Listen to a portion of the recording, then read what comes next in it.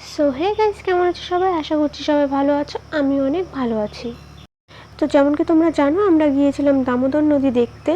তো দামোদর নদী থেকে বাড়ি ফিরে এসেই তত্ত্বের সামগ্রী নিয়ে বসে পড়েছিলাম।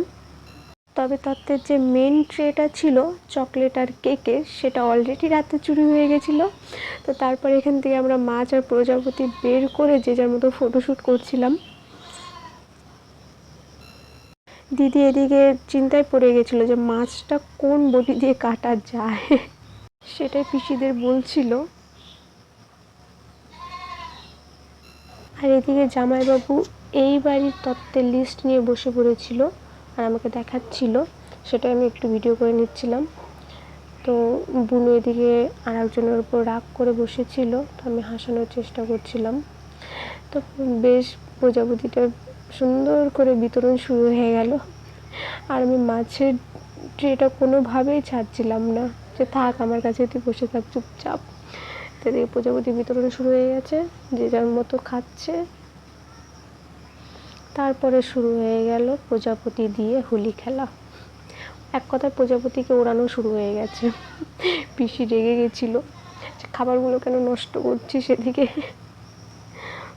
তো তত্ত্বের প্রজাপতিটিকে উড়িয়ে দেওয়ার পর আমি জামাইবাবুকে বললাম যে জামাইবাবু, আমি বর্ধমান বাজার দেখিনি, বর্ধমান বাজার দেখতে যাব। তো জামাইবাবু বললো যে চলো, এমনিতেও তত্ত্বের ট্রেগুলো আনতে যাব, তো সাথে চলো। তো আমি আর বুনু বেরিয়ে পড়েছিলাম জামাইবাবুর সাথে বাজারের উদ্দেশ্যে। আর ঘোরার মজাই আলাদা। তো বাজারে পৌঁছে গেছিলাম। প্রথমে এটা বললো যে ছোট কোনো বাজার হয়তো। তো জামাইবাবুরা ওদিকে গেছে গাড়ি পার্ক করতে। তো আমি আশেপাশে সবগুলো একটু ঘুরে দেখছিলাম দোকানঘাটগুলো কেমন। তো এই যে আমাদের হিরো মশাই চলে এসেছেন। তো আমরা এখন এনাকে ফলো করতে করতে যাব। তো প্রথমে এই ছোটো বাজারে একটা দোকানে জিজ্ঞাসা করা হলো যে ট্রেগুলো আছে কিনা, কিন্তু আনফর্চুনেটলি ট্রেগুলো ছিল না। তাই লোকটি বড় বাজারের কথা বলল যে বড় বাজারে যাও, ওখানে পেয়ে যাবা। তো অলি গলি কোথায় কোথায় দিয়ে ঘুরতে ঘুরতে জামাইবাবু আমাদের নিয়ে গেল বড় বাজারে। তো এই যে আমরা পৌঁছে গেছি, এবার নামার পালা। তো জামাইবাবু ওদিকে ট্রেগুলো দেখছে আর আমি দেখছিলাম এই দুটো মেয়েকে। তো ফাইনালি আমাদের ট্রে সিলেক্ট হয়ে গেছে। তো এখানে ওই শোলার বুলবুলিগুলো, তারপরে ওপরের কাগজগুলো সব নিয়ে নিচ্ছিল। আর পাশেই ছিল এই দোকানটা। এই দোকানটা তো দেখে, ওই জিনিসগুলো দেখে মনে হচ্ছিলো ইস কি সুন্দর। তো জামাইবাবু আমাদের বললো যে যাও একটা আয়না কিনে নিয়ে এসো। তো আমরা আয়নার দোকানে যাচ্ছিলাম। তো রেড আয়নাটা ফাইনালি সিলেক্ট করা হলো।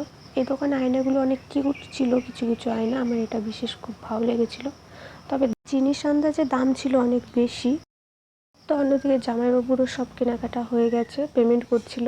তো এখানে একটা মজার ব্যাপার হয়েছিল যে জামাইবাবু বলছিল যে ব্লগার কই, আমি পেমেন্ট করছি তো দেখাবো না।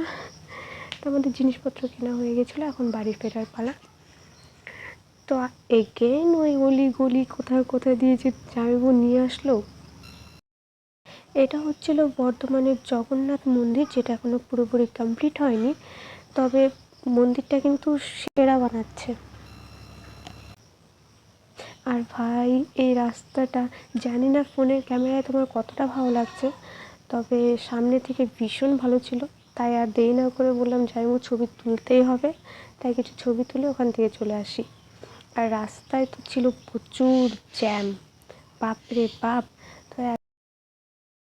তো এত জ্যাম পার করে ফাইনালি আমরা নিজেদের গলিতে ঢুকে পড়েছিলাম আর অনেক কষ্টের পর বাড়িতে চলে এসেছিলাম। তো এই ভিডিওটা এই পর্যন্তই, দেখা হচ্ছে পরের ব্লগে। টাটা।